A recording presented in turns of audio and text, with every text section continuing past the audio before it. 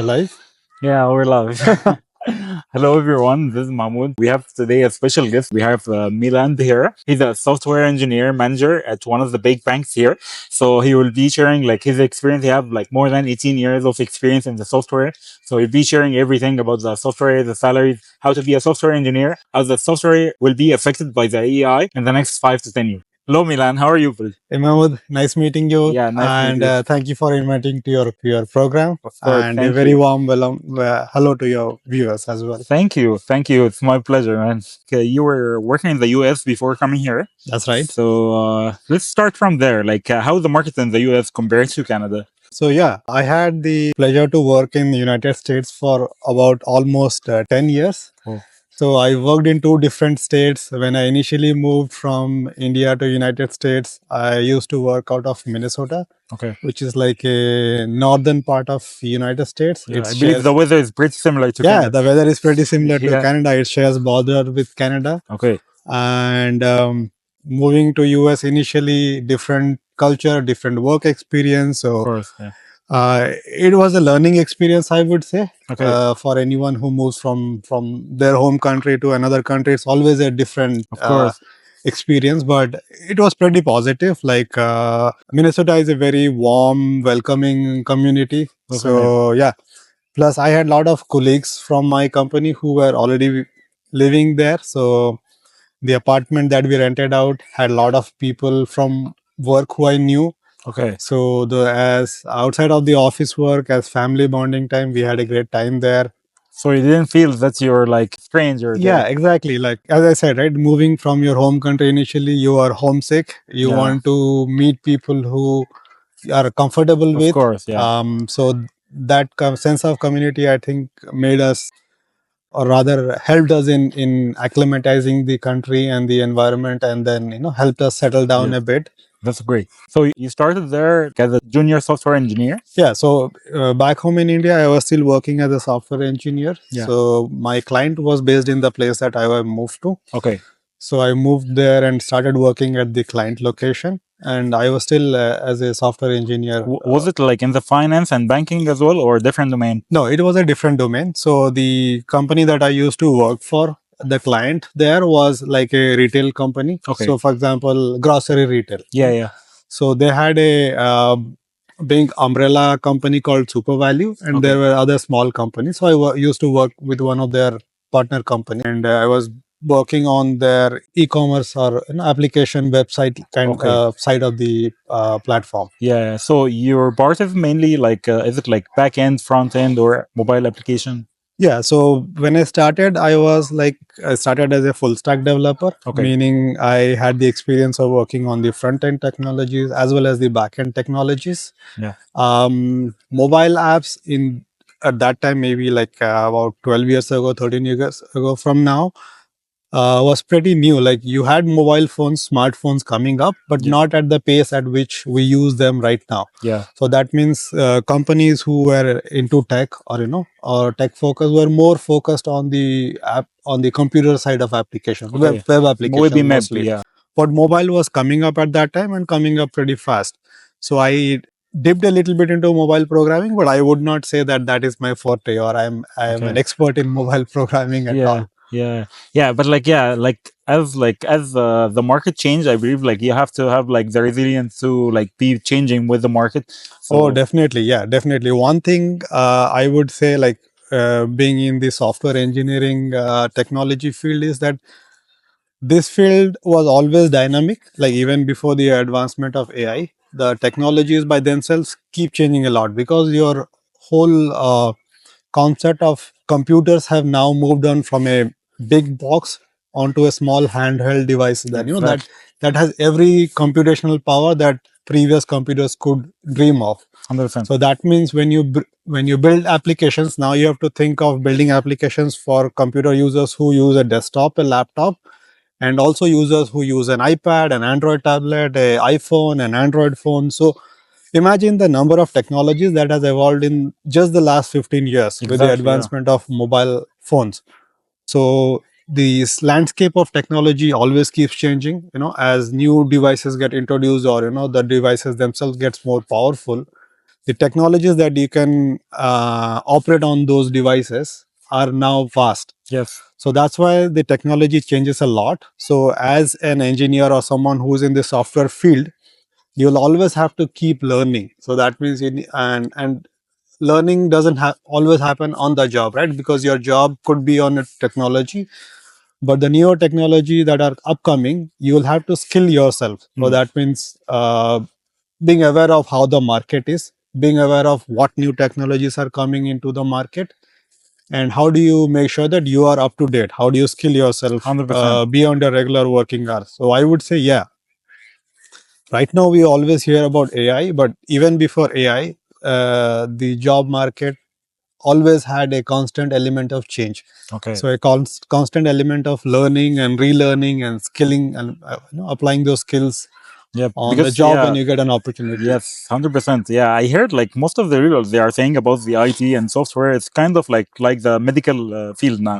The medical field, like if you're a doctor, you have to be like studying the whole time. So now the IT is pretty similar. You have to like skill yourself. You have to study something new, and you have to see where the market is going, so you can like update your skill set to be like in the market. Like so it's Exactly. not Yeah. easy as before. Exactly. You're right. And when you start like as a junior position and you stayed there for like over 10 years, how is the salary there compared to Canada?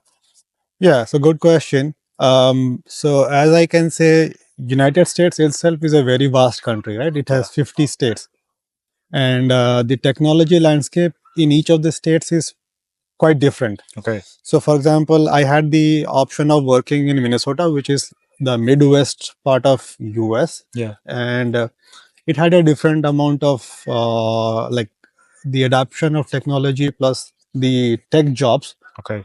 was smaller as compared to when I moved to California, which is the tech Hub. capital of the world. Yeah. You can say, if you can say that. 100%. Yes. So Silicon Valley by itself is a different different market by Yeah. itself. So the salaries vary by where you work on. First Okay. is like, for example, if you are talking about United States, Yeah. the West Coast, which is California, Silicon Valley, and any other bigger cities in that specific region, or if you talk about East Coast, New York, and Okay. other regions. So So those these, are like the main like tech hubs in the US. It's yeah, like either like in the yes, West, like California or New York. yeah. So previously, New York used to be very much financial domain. Okay. Yeah. So banking, investments, Yes. Wall Street, but California is mainly like the fintech, yeah, the but technology, and even now New York has adapted to technology because sure. every like banks or financial institutions are also thinking of terming themselves as fintech. So that means you need technology to drive those Sure. business initiatives. So both East Coast and West Coast are like pretty similar, I would say, in terms of salaries and all. Yeah. California pays the software engineers pretty good amount. Okay. Like for example, Like if you're talking about like the junior level, like someone who just like yeah. So I did not work for a big tech companies like Netflix or an Amazon or a Google. But Yeah. for example, if you join those companies, Yes.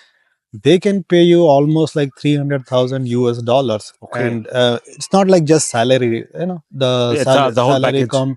component. Then there is a bonus for your 4 years, like every 4 years, like within Yeah. the 4-year period, you receive certain Bon. amount of your compensation. Okay. And these are average numbers, like, Okay. but I would say like probably they pay the best in the world if you are looking for a software engineer's dream job. California, I would say, is the best place. But also remember that it's a highly competitive Yes. space. So that means you have to be the best in your field to To be join this like yeah dynamic, fast paced, like because the job market is tough. So that means you need to have the best of the skills. You need to be able to compete with people who are either uh, as competitive or as skilled as you are, or even higher, because it attracts talent from all across the globe. okay. If you go to California, you go to any of the tech companies, you will see engineers from all parts of the world.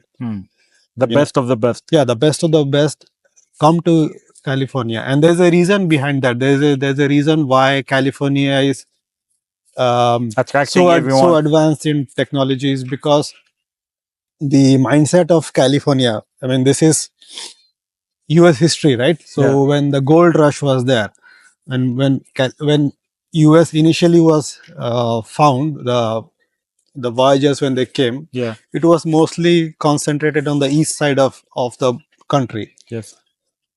Eventually, they moved to the central, south, but that was only limited. Okay. When some people, I don't know the total history, but when they found gold in Okay. the west side, like the mountain, intermountain west, and South California and the whole California area, Yeah.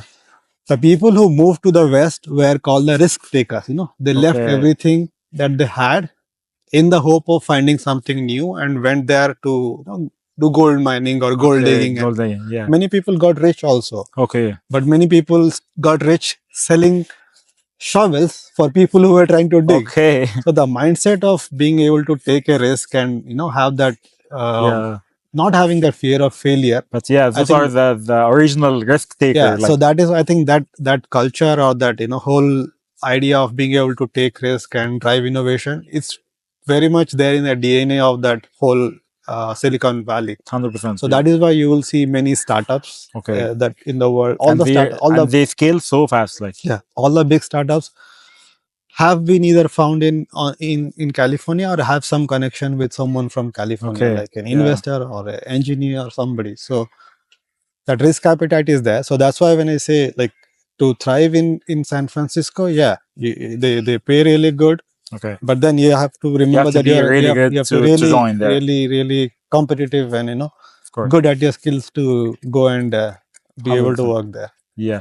And compared to Canada, let's say like you came to Canada a few years ago, like 3 years ago. Yeah, so I moved to Canada with my family in around same time in 2022, Okay. I would say. So Yeah. it's Almost just been 3 3 years. years. Yeah. Yeah. Okay, that's good. And when you came to Canada, you were applying to for jobs like before coming here. Yeah. So before coming to Canada itself, I started a job hunt back in when I was in US, Yeah. just to make sure that when I come, I have a safe landing here Okay. with the ability to be able to, um, adapt to the new country, but at Sure. the same time, make sure that, You'll be financially stable. yeah, Yeah. financially I'm stable, that Yep. my, I don't have a gap in my career, Sure. and making sure that, Yep. I am always Yeah. busy with Yes, 100%. And when you came here, you were like in a senior level or the job. When I came here, I came as an engineering manager. So okay. like when I started my career in US, I was an engineer, but within those 10 years in my Yeah. different workspaces, I moved up to a position of an engineering manager. Okay.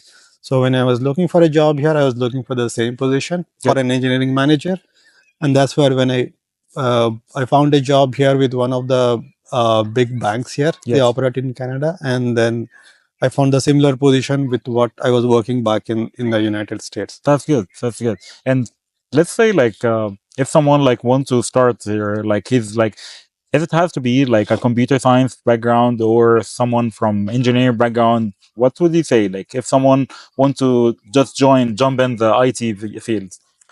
Yeah, so I would say, like, historically that has been the case where companies would prefer people with an engineering background to work on software engineering. Okay.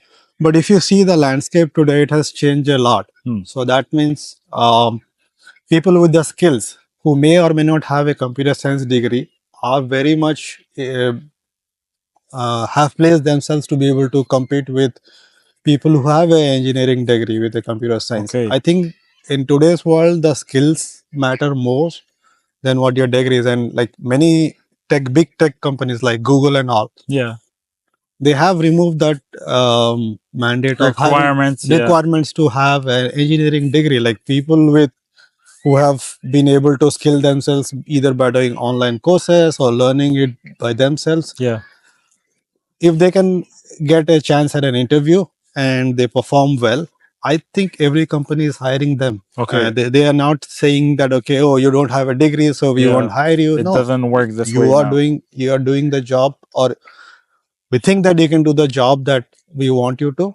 So That's it. welcome on board. Okay, that's it. Okay, that's really nice. Okay, so let's say like if you don't have like an educational background and now you want to start, what would you do? So now with the internet, Yes. there's a big revolution. What happened with internet is, like, previously we were limited to textbooks Yes. and what used to get taught in universities, for example, right? Yeah. So that was the knowledge was limited. Now with internet sitting at your home, you can enroll to courses from university of like say Stanford Yep. University or Berkeley Everything is or any of available the online. top universities of the world. Everything is available online. So if you have the passion and the patience to be be able to learn those technologies by yourself, the play field is open now. Anybody can subscribe to these courses, learn it. There are many of the websites allow you to do like keystone projects, for example. Yes. So that is like a industry level projects, Yes. and that will always add up to your resume. So saying that okay, I have these skills, I have done projects, and I can showcase you during the interview that okay, I can do these things. So if you have that skill set, yes. Yeah, I always like tell like my friends it's kind of like if you have the skill set, like the right skill set, and you're working on like a lot of projects, and that's kind of like showcasing like how you work and how your skills like are like on the practical side, and that kind of if you land like in an interview, it's gonna be easy to show the people okay now I can do the work, and it's gonna be easy to land the job. But yeah, the people are always like asking about the salaries here. I know it's not pretty similar to the US. The US is kind of like higher, but if we're speaking about the junior level here as a software engineer, what is the average salary for them? Yeah. So one thing to understand is like when we talk about salaries in US and Canada, the economy in US is much bigger, Yes. right? So that means the market is big, the scope for software and software services are bigger, the tech players are giant. So that means they generate a lot of revenue. So they can afford to pay their employers much higher salary. 100%. Yeah. But Canada, like specifically Toronto, in the North America is one of the upcoming tech hubs. Okay. So a lot of new players. So traditionally, Canada, if you see the top 5 banks are the biggest employers, not only software engineers, but business analysts, data analysts, product. You name all those key positions, you will Yeah. always find that the banks are the biggest employers. But now many companies who have headquartered in US, Yeah. okay, tech companies, for example, Salesforce, Amazon, Google, they definitely have a office presence in Toronto. Okay. Okay, so that means the market is changing now with a lot of startups also coming up. Shopify, for example, is one great example of a startup that is 100%. Yeah. purely Canadian and is doing really great globally. So the tech market is changing a lot, but in terms of salaries, like I would say for an engineer who's starting fresh out of college, I think around averages around 100K Okay. salary. And then as you keep moving up the ladder, your salary keeps changing. Okay. And this is average. So that means you can get paid higher.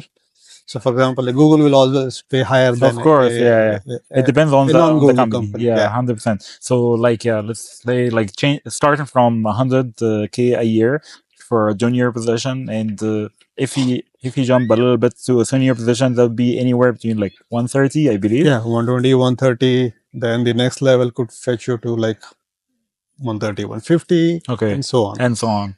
That's good. And what would you say like for someone who just want to join software engineer? Like I know it's like a big umbrella. So which specific domain or which like the specific specialty has like the most on demand now? Is it like the back end, the full stack, and of course the mobile application since it's like a very fast pace.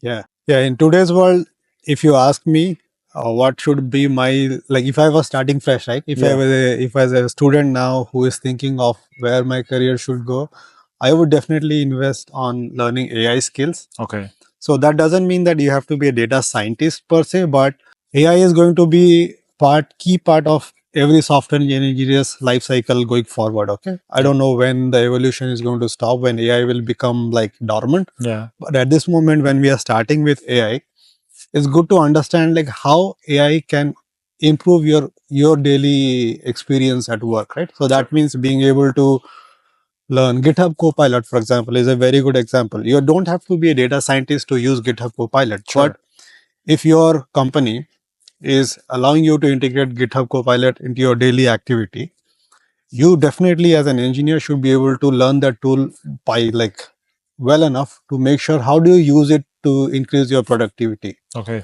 Because one of the things is we are looking AI sometimes I feel that we are looking at the wrong way, where we are saying, okay, it's going to take the jobs away, it's going to make us defunct. No, you can think of that way, or you can think, okay, this is a positive new technology. How do I make sure I learn it or skill myself to be able to be better at my job as compared to others? Okay. Because okay, on the internet you must have heard this line multiple times. No, Everyone now is like fearing of yeah, terrified of like the AI will yeah, replace my job. Yeah. AI will not replace your job. AI is going to replace your job with someone who knows AI better than you. So that is the actual truth. Yep. So being able to learn automation, being able to learn AI tools well enough, and definitely learning the technology as much as possible. I think that is where the investment, I would say, for people who are starting fresh or people like me who are probably in their mid careers but still have to be survive, for the 100%. for the future. So Yes. that we have to reskill ourselves. We have to make sure that when the job opportunities, the job skills, the job market change, that we are ready. We as Yes. engineers or Yeah. engineering managers or people at different Ready levels for this are change. yeah, because the opportunity will present themselves.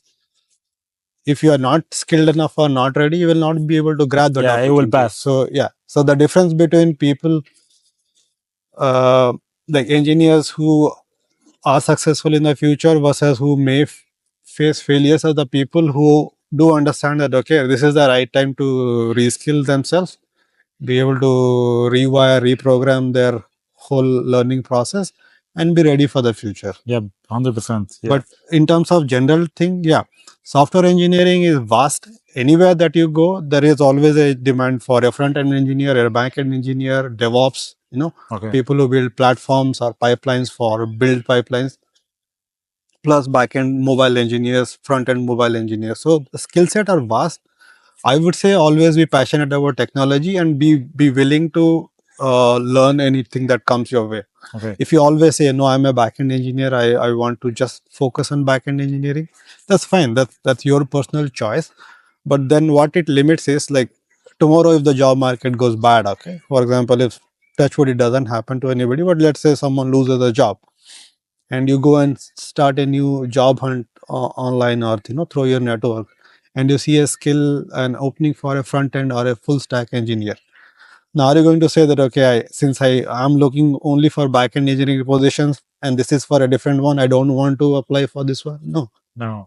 Yeah, You will so jump in. yeah, Yeah, 100%. it's a new learning, right? So you Yep. should be willing to be flexible in those terms and Okay. be adaptable. Yep. Yeah, everyone is talking about this, like be adaptable and be resilient of like how the Yeah. market changed, because like otherwise you'll be like just sitting like. Yeah, I give like I have someone I know had given this example to me, and it's a very old anecdote. Like Yeah. you have the trees, okay, the very strong trees. Yes. When there's a huge wind or a thunderstorm or cyclone, the ones that are the one that would have been broken are the one that are very hard. Yes. The one that survive, the trees that don't break are the one those are flexible. They You're are right. able to bend according to the wind. So I always have that as a learning that being flexible is important. Yes. Yeah, especially like in a very fast and Yeah, dynamic like in a field very like fast this. and dynamic environment, Yeah. it's always good to be flexible. You're right, 100%. And now you mentioned the DevOps. So a lot of people are thinking of like, okay, the DevOps or it's something new or like it's something been there for a while, so it's good to start on, or the software testing. So do you think like those domains will be on demand in the next like 5 to 10 days, 5 to 10 years? Okay. For the software testing, and again, this is my personal experience based on my, let's say, experience in the last 5 to 6 years. Okay. Okay, we used to have a specific skill set called QA engineers, right? So Yes. that means you learn QA tools and apply those tools to developers will write their code, Yeah. do the unit testing, and then hand it over to the QA engineers to perform the testing phases of the lifecycle development, software lifecycle development. Sure.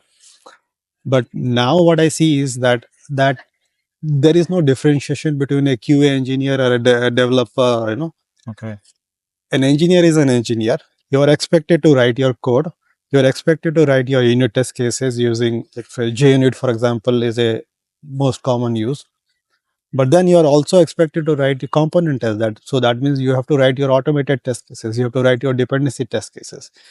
And more focus is these days on automation. That means your QA test cases should have an automated pipeline. Okay. So every time you write a new piece of code that you want to put in production, that piece of code has to go through the pipeline where it performs the unit test cases, the component test cases, live dependency test cases, and if it passes all this, then there should be an easy way for it to move to production. Okay. Rather than dependency on manual testing or testing frameworks or those testing tools. So I would say that landscape is changing quite fast. That an engineer is an engineer, has to perform all kind of roles, starting from software development to QA testing also. Okay. So that means that will reduce the demand on the software testing in the future. It's kind of like now the engineer will be like required to do the full, developing without all the major tech companies, for example, if I talk about the big tech, definitely have moved on to this way of Okay. software development. And I think any company that is willing to invest for future looking tech will definitely move to this way of testing. Yep, 100%. And what do you say like to someone like who's just started and how like we spoke about like the AI and this is a huge thing that should be added to his skill set. But what else? Which like tools will be like on demand in the future, and which tools he should be like learning nowadays?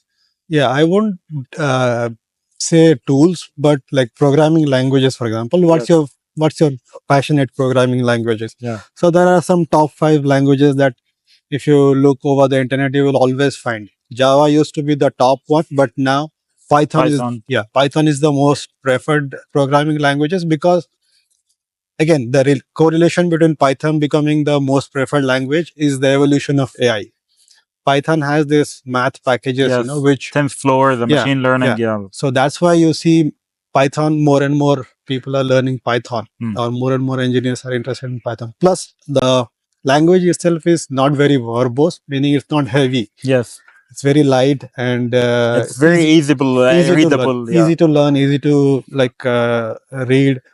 So I believe like learning technologies or languages that are relevant today is, I think, the first step. Okay. That you get fluent with that language, you get you know how to use an IDE. Yep. So for example, Visual Studio, Eclipse, anything that you use. So just think of a correlation, okay? Yeah, and don't be limited. Think of a carpenter. A carpenter, for example, if he or she does not know how to use a tool, can that carpenter build a table, for example, or a chair? No. So I think you need to make sure that you learn your tools. Okay. And your tools here are your programming languages, the tools that you will use daily to IDs. Yeah. The like for example, everybody is moving to cloud these days. So be it Amazon or Google or Azure. So learning those ecosystems, right? Okay, how do you deploy an application on a Google? How do you, in Google, what is a compute engine? What is middleware? What is in memory? What is serverless? So the ecosystem as compared to 10-15 years ago versus now has changed a lot. So as an engineer, not only the languages but this whole ecosystem, you have to be adaptable. So that means you need to learn all of this. Okay, because you will be like dealing with the people from the business domain every day. You will have to host your applications on cloud. Anybody who, again, as I said, like any future looking company has either invested in cloud already or are definitely going to look forward to cloud, because the ease at which where you can host and scale your applications becomes much easier when you're doing it on a cloud versus traditionally you would do it on your own data centers. Yeah. Now it's not local anymore. Yeah, I can give you like example. So I used to work for a retail company, right? Yes. So during the holiday period in United States, Thanksgiving, there's a lot of discounts that come up. So Yep. people shop a lot at that time. Mm. So that means your applications have to be running 100% of the time. They have to be available. They cannot Yep. break down, because Yeah. if people are buying and suddenly your website crashes, that means you're losing money. You're losing. They'll take their business somewhere else. Mm. So traditionally what happens is, if you are hosting your applications in data centers, either your own or you are rented out somewhere else, Yeah. you need to have capacity for additional servers for that period. Mm. No, you rent out or you buy servers and keep it only Yeah. for those month or the Okay. 2 weeks of holiday period. Yeah. But with cloud, now you can request for instant capacity allocation. So that means you can Okay. scale out your application instances in a fraction of a second. Okay. You just have to make sure that you tell your Google or Amazon or Microsoft that, okay, from this day to this day, I need this much capacity expected. Make sure you have your application ready to be able to scale. Yes. That's it. And they will. And that's it. Yeah, they will give you the capacity. Yeah. Everything will be ready. So how easy it has become these days Yes. to Yeah. perform those. 100%. It was like it's way easier. Yeah. Yeah. That's amazing. Okay. Let me think. What else? What else? We cover almost everything. Yeah. Oh. Of course you're doing like interviews, right? Yeah. Okay, Yeah. yeah. Yeah. So now, like, if someone like who's applying for a job, now you're doing like the interview with a junior position, what would you be like expecting from this guy? Yeah. So every company that you apply has multiple stages of interviews, right? Okay. So there is always, like, for an engineer, be it a junior or be it a senior, there's always a pair programming round. So that means you will either be given a assignment to take home, like solve a coding problem. Yeah. Or during your interview, your interviewer will have a problem statement for you. You have to be able to understand the problem statement and write the program for it. Okay. And that has to execute. Yeah. So that is one phase. Then system design, for example, for certain senior engineers, Yeah. people who are at staff engineering level, system design is also a critical piece of the interview. So that means you need to know patterns, or, like, for example, let's say design a ticketing system. Okay. Like we all buy movie tickets online, right? Yes. So one of the example interview questions that you may be asked is, how do you design a ticketing system? Okay. So that means within that 1 hour or 1.5 hour of your interview schedule, you will have to come up with design Idea. of, like, how your APIs will be, how your backend will be, how do you scale out the system, how do you make sure that the tickets when someone is buying is allocated to that customer and not. So you have to be able to Develop everything. yeah. So on you the have to point. be able to, like, at least be able to articulate, Yeah. or design that system during that hour. So you need to be prepared for those kind of interviews. And then one of the interviews round is the behavioral interview. Okay. And I think this is becoming common for every position now to have that behavioral interview. And what that says is, like, you'll be given scenarios, certain scenarios in life. Okay. So for example, tell me the most complex problem that you ever faced, and how did you solve it? And the responses that uh, interviewers are expecting is to be able to give an example. So you explain the problem statement, you say, like, how you solved it and what was the benefit, and, like, if you were the only one who had to convince others in your teams that this is the right solution, how did you go about it? This is just one example. Okay. So these are the, like, 3 common interviews that you should be expecting if Okay. you are applying for Okay. a job. Yeah, I have a lot of people like coming from home, like in the Middle East and so on. They have a lot of experience in software or like DevOps or whatever their domain, and they are afraid when they come here it's gonna be hard to find a job or easy. Like like everyone is like saying there's like people who are like controlling the market, and it's gonna be so hard to jump in. What would you say about this? Like, Uh, See, anytime there is a change, it's hard, right? But I won't say that unless the job market is really bad, which I hopefully is not at the moment. Like, I'm sure, like, every place is undergoing a transformation because of AI. So yes, that means a lot of focus is on automation and reducing the number of people who we need to get the work done. Okay. Okay, that's every company is trying to save the money there. Sure. But at that same time, there are a lot of positions that are still available. So if Okay. you go to the LinkedIn today or any other job opening sites, it's not like they have closed out altogether. Yeah, there's a lot of open There are a lot vacancies. of Yeah. open vacancies still. So all you need is like being able to get that interview Yes. and then being prepared for it. So when the interview comes, and like if you are good in technical skills, if you can solve the problem statement during your tech interview, if you know your system design in and out, you can explain a system design in the interview. And your behavioral interview, you have real life examples of how you did solve problems or how you are able to articulate it.